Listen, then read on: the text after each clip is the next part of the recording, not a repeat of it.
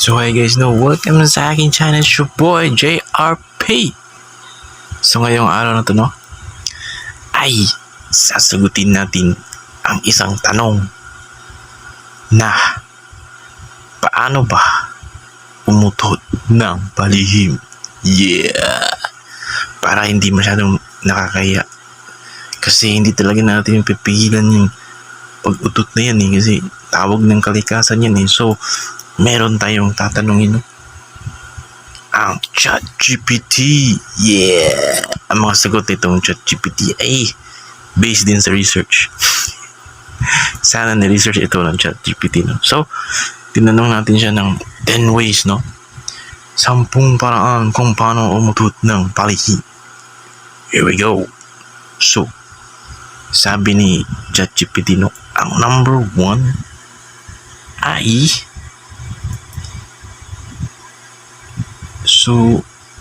dahan-dahang ilabas ang utot sa halip na biglain. Okay. So, basically, dahan-dahan lang mga una is 20%, sunod 40%, tapos 40% ulit. And dahan-dahan ba kasi para ninja move ba? Para hindi masyadong na kasi kung bibiglain mo daw, naku po, tutunog yan ng malakas. So yun ang sabi ni ChatGPT guys, dahan-dahang ilabas ang utot sa halip na biglain. Okay. So sa number 2, higpitan ng bahagya ang puwet habang dahan-dahang nagpapakawala ng hangin. Ano pala yun? Paano higpitan bahagya ang puwet? So baka aanoin mo higpitan daw So higpitan mo talaga. Parang pipigilan mo ba? Pipigilan mo ang mo ang puwet. Higpitan. Paano to higpit? Para dahan-dahang pagpakawala ng hangin. Baka i-force mo para bang mas strong ka sa strong. Hindi ko rin alam kung paano higpitan ng puwet. Hindi ko rin alam. Basta ganun, higpitan daw.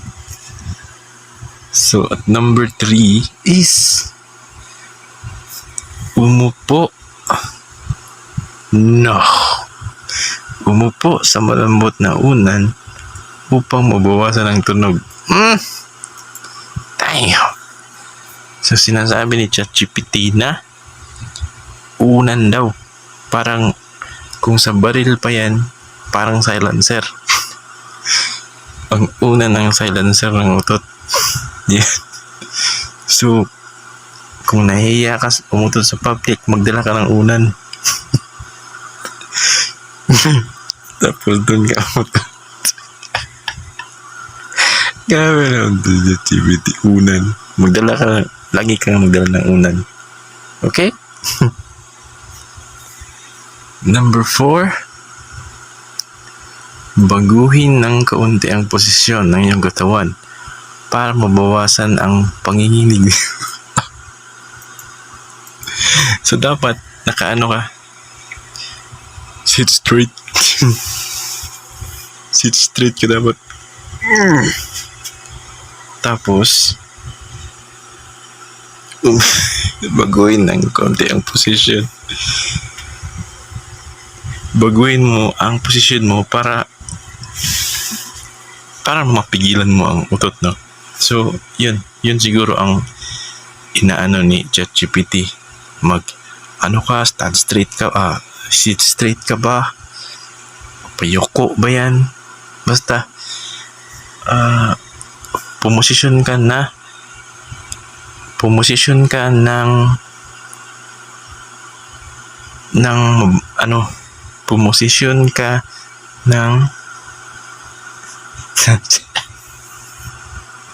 hindi ko na alam kung paano i-explain to. So number 5, wow, ito. So Hokage moves talaga itong number 5. Umubo o bumahing ng bahagya kung sakto ang tiyempo upang matakpan ang tunog. Parang uubo ka muna. Tapos, or sabayan mo ang ubo mo. Ano yun? Pag ubo, utot agad. Yan. Para hindi masyadong halata ng mga tao. Okay din to si ChatGPT Ano to siya? Hokage. Number 6. Maglakad ng dahan-dahan habang pinakawa. So, hindi ka dapat nagsistay sa lugar mo, no? Dapat lakad-lakad ka. Tapos, dahan-dahan 20% release mo. Tapos lakad ka ulit 30%. Tapos yung remaining percent, yun mo na ilabas. Pero lakad-lakad ka lang. Wow! Okay. ChatGPT, okay. Number 7, pumunta sa banyo kung may pagkakataon para mas privado. Okay. Ito, no? Pinapapunta na talaga sa banyo. Pero paano kung yung banyo may nag-aano rin doon, may gumagamit? Mas doon sa banyo, mas parang mas umi-echo yun. Pero kung pupunta ka sa banyo, make sure na walang tao doon, no? Or pumasok ka sa isang cubicle o pumasok ka sa tapos sarahan mo. Pag walang tao, yun, buga mo na lang. Number 8, iwasan ang pag-ere dahil sa pag-ire. Iwasan ang pag-ire dahil mas malamang lumabas ang tunog. Parang nanganganak, iire. Bakit ka naman iire kung nauutot ka? So, wag daw umire, no? Dapat hold it in. Dapat huminga ka ng malalim, tapos pigilan. Huwag kang iire. Grabe naman to si ChatGPT. Number 9, bawasan ang pagkain ng nagpaparami ng gas kung madalas itong mangyari. Ano ba mga pagkain na nagkapagparami ng gas? Based sa akin na kita sa TV, yung beans. Yung mga cowboy doon kumakain ng beans, utot na utot sila Hindi ko alam kung ano pa mga pagkain na nakapagdudulot ng gas, maraming gas sa katawan, ay maraming utot ba. Pero sa pagkakaalam ko, beans ang nakakautot talaga. At ang panghuli, number 10, huwag pigilan ng matagal ang utot. Minsan mas komportable at mas tahimik ito ilabas pag may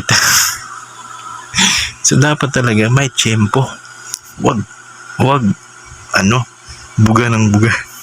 Tiyempohan mo lang. Yan. Pag mo na wala ng tao, buga mo lahat.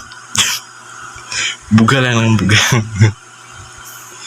So yun lang guys, no? Ang 10 paraan para umutot ng tahimik. Yeah! So, yun lang ang ating video guys, no? Hope na may natutunan kayo sa ating video ngayong araw. So, next video ulit.